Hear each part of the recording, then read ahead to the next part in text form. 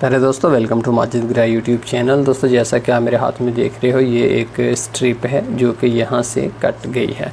जैसा कि अगर आप देखें तो इसके यहाँ पर वायर्स हैं, लेकिन अगर आप इसकी दूसरी सीमत में देखो दोस्तों तो भी यहाँ पर अगर आप देखें तो वायर्स हैं। इसकी दोनों सीमत वायर्स हैं। ये तो एक है, लेकिन ये इस तरह का आए दिन हमारे पास मोबाइल फ़ोन रिपेयरिंग के अंदर केस आता है कि बिलखसूस जो फिंगरप्रिंट सेंसर होते हैं वो वाले या LCD या चार्जिंग फ्लैक्स वाली केबलें वो कहीं ना कहीं से ना कट जाती हैं। बहुत सारी फ्लैक्स इस्तेमाल होते हैं PCB के अंदर, तो वो कट जाती हैं। तो उनको किस तरह से रिपेयर करना है हम इस वीडियो के अंदर सीखेंगे। हम ये जो एक स्ट्रिप है इसको भी रिपेयर करेंगे, दोनों तरफ ही इसकी जो टांकियाँ वो लगाएंगे और फिर हम इसको चालू करके भी देखेंगे। तो सबसे पहले मैं आपको बताता हूँ कि हमें क्या चीज़ें चाहिए ये काम शुरू करने से पहले। कोई भी स्ट्रिप हो उसको रिपेयर करने से पहले हमारे पास क्या होना चाहिए, तो वो मैं आपको चीज़ें नोट करवाता हूँ। तो उसके लिए दोस्तों सबसे पहले हमारे पास जो चीज़ होनी चाहिए वो है जंपर वायर। जैसे कि अगर आप देखें तो ये 0.007 mm की है, जो कि हमारे बाल से भी बहुत बारीक वायर है। ये सनशाइन का जो है वायर है, jumper wire. Jumper wire market में जो 5 रुपये का कॉयल मिलता है वो तो ये है, ये 0.10 mm का होता है। तो ये काफ़ी मोटा होता है। इस तरह की रिपेयरिंग करने के लिए ना इस तरह की स्ट्रिप है उनको रिपेयर करने के लिए मुनासिब नहीं होता, क्योंकि ये काफ़ी मोटा वायर होता है। जब आपने स्ट्रिप के अंदर बहुत छोटी वायर्स को रिपेयर करना हो फिर यही आपके पास होना चाहिए। ये दोस्तों कोई मसला नहीं है, इतना ज़्यादा महंगा भी नहीं है, और ये अगर आप एक दफ़ा ले लेना तो बड़ा अरसा आपके पास ये चलता रहेगा, क्योंकि आप थोड़ा थोड़ा वायर इतना इतना लेकर तो यूज़ करोगे। मेरा ख्याल है कि हो सकता है 5 साल आपसे ख़त्म ना हो, इसलिए ये जल्दी जल्दी ख़त्म होने वाली चीज़ नहीं है। उसके बाद दोस्तों हमारे पास एक ट्वीज़र होनी चाहिए। ट्वीज़र बहुत सारी तरह की होती हैं, लेकिन हमारे पास जो ट्वीज़र इस मकसद के लिए होनी चाहिए वो बहुत ही बारीक आगे से ट्वीज़र हो। मोटी ट्वीज़र जो है ये जिसका आगे से यहाँ से ख़राब हो तो वो बिल्कुल भी काम नहीं करेगी। ये पॉइंट नोट करो, सबसे बारीक, और कभी भी वो नीचे ना गिरी, क्योंकि जो अक्सर ट्वीज़र नीचे लग जाती हैं उसके बाद इनके हेड आगे से तबाह बर्बाद हो जाते हैं। इस तरह की ट्वीज़र ये काम करने के लिए बिल्कुल भी मुनासिब नहीं है। उसके बाद दोस्तों हमारे पास पेन टाइप कटर होना चाहिए। जैसा कि अगर आप देखें तो ये पेन टाइप कटर है। इसका ब्लेड बिल्कुल आपने न्यू डालना है, बिल्कुल न्यू ब्लेड आपने डालना है, फिर आपने यूज़ करना। पुराना ब्लेड अगर है तो उससे आप काम कर रहे हैं, फेल हो जाए काम, तो फिर आप नहीं कह सकते कि माजिद गिराया जो है वो ठीक नहीं सिखाता। उसके बाद दोस्तों हमारे पास जो है वो सोल्डर वायर होनी चाहिए। जैसा कि अगर आप देखें तो ये M60 M60 सोल्डर वायर है मैकेनिक का। तो और भी तरह के हैं, जैसा कि अगर आप देखें तो ये 0.8 mm का वायर है ना, ये मोटा है तो ये इस काम के लिए मुनासिब नहीं है। इसके अलावा अगर आप देखें तो ये 0.4 mm का वायर है, मैकेनिक का ही है। ये भी ये काम कर तो देगा, लेकिन थोड़ा सा मुश्किल से ही करेगा, थोड़ा सा ज़्यादा आपको समय लेके मेहनत करनी पड़ेगी। जबकि ये जो सोल्डर वायर है ना मैकेनिक का, ये 0.3 mm का है। ये इतना ज़्यादा फ्लक्स नहीं छोड़ता, धुआं नहीं छोड़ता, प्रॉब्लम नहीं बनाता, निस्बतन काफ़ी आसानी से जो है इस तरह के जंपर लगाता है, इसलिए मैं ये यूज़ करूँगा। मैं अक्सर आमतौर पर आपको कुछ टिप्स छोटी छोटी दे देता हूँ। एक काम बड़े चीज़ से हो सकता है, लेकिन उससे ज़्यादा आसानी से जिससे होता है मैं आपको वो बताता हूँ। इसके अलावा दोस्तों हमारे पास जो है वो सोल्डरिंग आयरन बहुत ही बारीक होना चाहिए। मोटा सोल्डरिंग आयरन काम नहीं करेगा। जैसा कि अगर आप देखें तो ये मेरे पास जो टिप है ना मैं आपको अब दिखाता हूँ। ये iAction C210 टिप है, iAction C210 टिप है जो बहुत बारीक होती है। इस तरह का काम जब आपने करना हो ना तो C210 या इस तरह के और भी हैं, जैसे C115 है, ये बिट काफ़ी बारीक होती हैं। जैसे M900 बिट है ना वो, या रेगुलर देसी सोल्डरिंग आयरन है, वो ये काम अच्छे से नहीं करते। तो इसलिए मैं आपको बता रहा हूँ कि इस तरह की टिप ही आप आपने यूज़ करनी है। इसके अलावा दोस्तों हमारे पास जो है वो होना चाहिए, ये क्या चीज़ है दोस्तों, ये है UV लैम्प। ये USB से लगाएं तो यहाँ से जो लाइट देता है वो अल्ट्रा वायलेट होती है।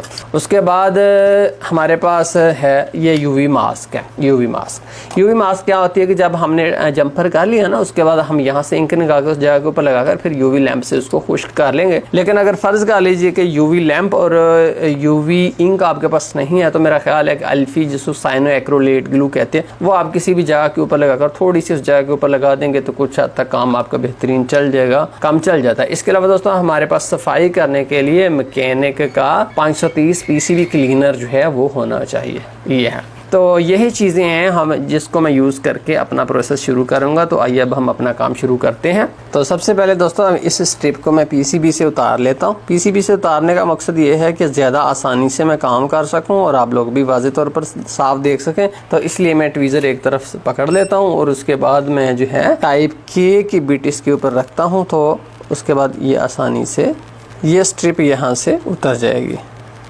उसके बाद दोस्तों दोनों स्ट्रिप्स को आप जो है एक दूसरे के बिल्कुल सामने रखिए ये देखिए एक दूसरे के सामने हमने इसको रख लिया। अब एक स्ट्रिप के ऊपर आप यहाँ से ना एडहेसिव टेप लगा दें ताकि ये अपनी जगह से हिले ना, अपन जगह के ऊपर ही ये कायम रहे। ये या तो अपन जगह के ऊपर हो गई। अब दूसरी को इसके बिल्कुल सीध में रख दीजिए, पॉइंट से पॉइंट हर चीज़ सीधी। ये लीजिए ये भी अपनी सीध के ऊपर हो गई। मैं यहाँ से मैंने पकड़ लिया। अब दूसरा टेप का पीस है वो मैं अब यहाँ पर लगा देता हूँ। ये लीजिए टेप की मदद से मैंने इसको ठहरा दिया। अब थोड़ा सा फ़र्क नहीं आना चाहिए, मैं इसको बिल्कुल पास कर देता हूँ। ये लीजिए अब अपना जो है पेन टाइप कटर ले लीजिए और इसको आप पॉइंट्स को छील लीजिए। अब मैं यूँ अपने सामने इसलिए रखता हूँ कि मुझे यहाँ पर आसानी है इसको वायर्स को छीलने में।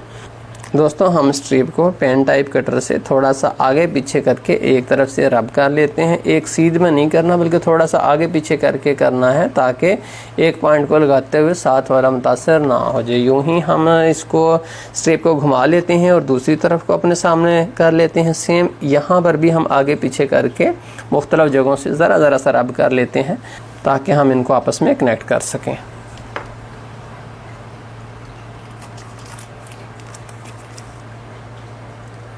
अब दोस्तों हम मैकेनिक का M60 सोल्डर वायर लेते हैं और इन पॉइंट के ऊपर थोड़ा सा सोल्डर लगा देते हैं ताकि सारे के सारे पॉइंट जो हैं वो सोल्डर पकड़ लें।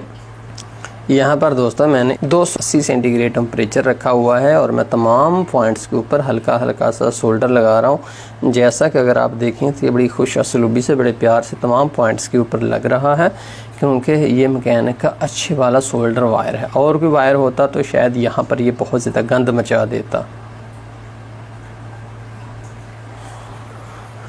अब दोस्तों हम अपना नेक्स्ट प्रोसेस शुरू करते हैं। जैसे कि अगर आप देखें ना तो ये जो पॉइंट है यहाँ से लेकर यहाँ तक एक जाली सी बनी हुई है। मतलब ये है कि ये ग्राउंड का पॉइंट है और ये सारे का सारा यहाँ से लेकर यहाँ तक सिर्फ एक ही वायर है। तो अब हमने पहले तो इसको आपस में कनेक्ट कर देना ताकि इसकी मदद से सारी की सारी स्ट्रिप जो है ना वो खड़ी रहे। ऐसे ही कोई भी स्ट्रिप आप रिपेयर करने लगो तो उसमें से कोई बड़ा पॉइंट काफ़ी लंबा मिल जाता है आपको। वो चूँकि मजबूत होता है तो इसलिए पहले आपने उसको लगाना होता है। उसकी मदद से सारी की सारी स्ट्रिप आपकी खड़ी रहेगी, आगे पीछे नहीं होगी। तो पहले हम इसको लगाते हैं। 280 टेम्परेचर है और मैं यहाँ पर कुछ सोल्डर लगा देता हूँ। ये लीजिए ये पॉइंट ना आपस में पकड़ लिया। अब इसका फ़ायदा ये होगा कि ये स्ट्रिप हिलेगी नहीं। अगर हिलेगी तो दोनों ही हिलेंगी, एक अलग-अलग ये नहीं हिलेगी। ये आपने एक पॉइंट जो ज़रूर बड़ा सा जो है वो मिल जाती होती है यार वायर, उसको आपने कनेक्ट कर लेना। उसके बाद देखिए ये मेरे पास जो है मैंने एक पीस लिया और जंपर वायर में से 0.007 mm का बारीक सा वायर है। शायद आपको ये नज़र भी नहीं आ रहा होगा यहाँ पर, लेकिन माइक्रोस्कोप वाले कैमरे में आपको नज़र आ जाएगा। ये देखिए आप इसको आपने ना एक तरफ से इसका जो कॉर्नर है वहाँ से आपने इसको पकड़ लेना है इस पीस को। ये लीजिए पकड़ लिया ना। बाएं हाथ में मैंने ये सब कुछ किया। अब दूसरे हाथ में देखिए मेरे पेन टाइप कटर है। इससे मैं ना इस वायर को यहाँ से एंड से थोड़ा सा छोड़कर पकड़ने के बाद इस पॉइंट के सीधा ऊपर रख देता हूँ। बेंड करने के बाद इस पॉइंट के ऊपर रख देता हूँ। अब मैंने टेम्परेचर कम करके मैंने कर देना 250 सेंटीग्रेड। अब मैंने 250 सेंटीग्रेड टेम्परेचर रखा हुआ है। टेम्परेचर का काफ़ी अहम किरदार है इसमें। ये लीजिए यहाँ से जुड़ गया, दूसरी तरफ से आप इसको इस पॉइंट से जोड़ दीजिए और पेन टाइप कटर लेकर उससे आगे थोड़ा सा रख के दबाएं तो वो वायर जो है वो कट जाएगी। आप फिर थोड़ा सा पीछे से इसको पकड़िए और नेक्स्ट वायर जो है उसके ऊपर इसको थोड़ा सा बेंड नीचे को आपने हर दफ़ा कर देना।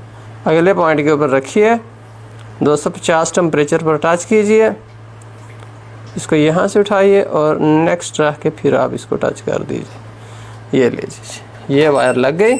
आगे आप कटर से इसको काट दीजिए।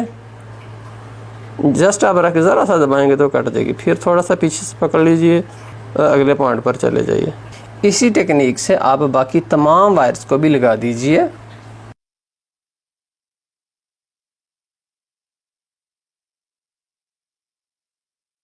उसके बाद देखिए मैंने रुई के चंद ज़र्रात लिए, ज़रा सी कॉटन ली है। इसको मैंने ट्वीज़र से पकड़ा, इसके ऊपर ज़रा सा मैंने पीसीबी क्लीनर डाला और फिर मैं प्यार से यहाँ से इस तरफ को और फिर यहाँ से इस तरफ को।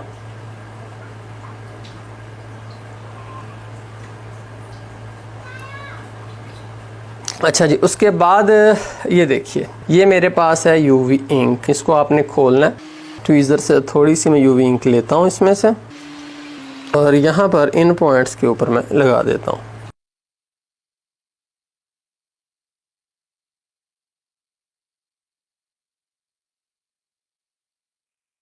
दोस्तों, हमने इन तमाम पॉइंट्स के ऊपर यूवी इंक को अच्छे तरीके से फैला दिया है। ये हमारा यूवी लैंप है, हम इसको जलाते हैं यूवी लैंप को, और सीधे यहाँ पर इसके ऊपर रख देते हैं। अब यहाँ पर हम दोस्तों इसको 10 मिनट रखेंगे। 10 मिनट के बाद हमारी इंक मुकम्मल तौर पर खुश्क हो जाएगी। फिर हम नेक्स्ट चलेंगे। कुछ लोग ज़रा जल्दी करते हैं जिससे इंक मुकम्मल तौर पर खुश्क नहीं होती, नीचे से वो सारी की सारी गीली होती है, जिसकी वजह से पॉइंट जल्दी टूट जाते हैं। इसलिए 10 मिनट आप ज़रूर दीजिए। अब सेम प्रोसेस को दूसरी तरफ दोहराइए। एडहेसिव टेप को एहतियात से उतारकर स्ट्रिप को निकाल लीजिए। सेम टू सेम पहले वाले स्टेप्स हम पेन टाइप कटर से स्ट्रिप को एक तरफ से थोड़ा आगे पीछे करके रब करेंगे, पॉइंट निकालेंगे, और फिर उसको उलट करके दूसरी समझ से भी पॉइंट को रब करके कॉपर निकालेंगे। उसके बाद तमाम पॉइंट्स पर थोड़ा थोड़ा सोल्डर अप्लाई कर देंगे। जंपर वायर लेकर ट्वीज़र की मदद से तमाम पॉइंट्स को आपस में कनेक्ट कर देंगे। थोड़ी सी रोयर क्लीनर लेकर इन पॉइंट्स को साफ कर देंगे। इन तमाम पॉइंट्स को यूवी इंक से कवर करेंगे और उसके बाद यूवी लैंप जलाकर 10 मिनट तक यूवी इंक को खुश्क करेंगे। 10 मिनट के बाद दोस्तों हमारी स्ट्रिप दोनों तरफ से रिपेयर हो चुकी है। इसको एहतियात से निकाल लीजिए। जैसे हमने मोबाइल फ़ोन से निकाली थी बिल्कुल वैसे ही हम इसको मोबाइल फ़ोन के अंदर दोबारा इंस्टॉल कर देते हैं, और उसके बाद हम मोबाइल फ़ोन को पावर सप्लाई के ऊपर ऑन करके टेस्ट करते हैं कि चूँकि ये कैमरे की स्ट्रिप थी तो क्या कैमरा हमारा सही वर्किंग करता है। हम अपनी कैमरा एप्लीकेशन खोलते हैं तो हमारा कैमरा बिल्कुल सही काम कर रहा है। इसके तमाम पॉइंट्स लगे हैं, कोई भी नहीं टूटा। अगर कोई एक भी मिस होता तो हमारा कैमरा वर्किंग नहीं करना था। जैसा कि अगर आप इसके पीछे से स्ट्रिप देखें तो ये देखिए, ये वही स्ट्रिप है जो अभी हमने रिपेयर करके इसके अंदर डाली है।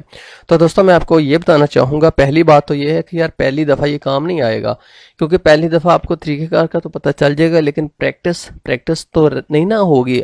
इसके लिए आप 4-5 दफ़ा प्रैक्टिस करेंगे बार बार मुख्तलिफ स्ट्रिप्स के ऊपर तो इंशाल्लाह आ जाएगा। मुझे भी ये पहली दफ़ा नहीं आया था, मुझे भी बार बार प्रैक्टिस करनी पड़ी थी। इसके अलावा दोस्तों मैंने इस वीडियो के अंदर जो है ना माइक्रोस्कोप की यूज़ की है।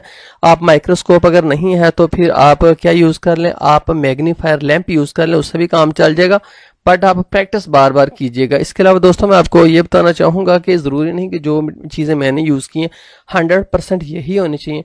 इसके अलावा अगर आपके पास इससे मिलती जुलती चीज़ें, मिसाल के तौर पर कोई और सोल्डरिंग आयरन है या सोल्डर वायर है, कोई थोड़ी सी से डिफरेंट है, तो हो सकता है कि आप नफासत से काम कर लो। तो इसमें यह नहीं कि 100% मेरे वाली चीज़ें होनी चाहिए, थोड़ा बहुत डिफरेंट भी हो तो कोई मसला नहीं, आप प्रैक्टिस से अपना मसला हल कर सकते हैं। बहुत शुक्रिया माजिद ग्रे यूट्यूब चैनल देखने का। लाइक और सब्सक्राइब का मैंने दोस्तों आपको याद दिलाना था। बहुत शुक्रिया। अल्लाह हाफिज़